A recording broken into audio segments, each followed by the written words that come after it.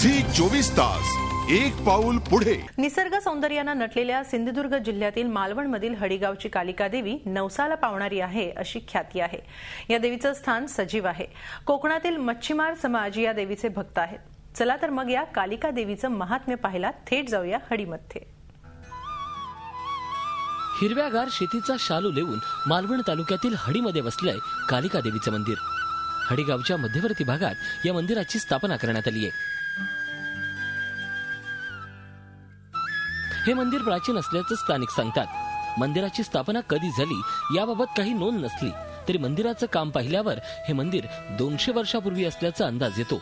एका शेतकऱ्याला शेत नांगरताना कालिका देवीची ही मूर्ती सापडली आणि ज्यावेळी ही मूर्ती सापडली तेव्हा शेतीत रक्ताचा सडा पडला होता अशी आख्यायिका आहे। कालिका देवी ही या भागातली, या पंचक्रोशीतली, या तालुक्यातील, जिल्ह्यातील अशी फार मोठी श्रद्धेनं आणि भक्तीनं जिच्याकडे पाहिलं जातं अशा प्रकारचं हे दैवत असून हे स्वयंभू पाषाण आहे।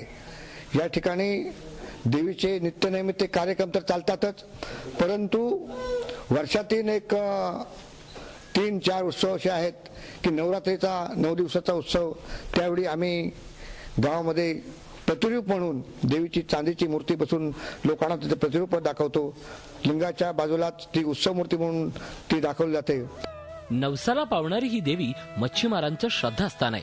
सध्या या मंदिराच्या जीर्णोद्धाराचं काम सुरू आहे। मी मुंबईवरनं प्रत्येक वर्षी कालिका माता देवीच्या दर्शनाला येतो। ती आमची कुलदैवत आहे। तिच्याकडे कुठलाही नवस केला तर तो फेटलाच जातो।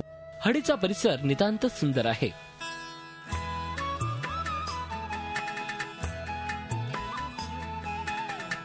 साई मंदिरानं या ठिकाणी भक्त निवासाची सोयही केली आहे। त्यामुळे नवरात्रात भक्तगण देवीच्या दर्शनाबरोबरच पर्यटनाचाही आनंद लुटण्यासाठी मोठ्या प्रमाणात हडीला गर्दी करतात। झी 24 ताससाठी विकास गावकर, सिंधुदुर्ग।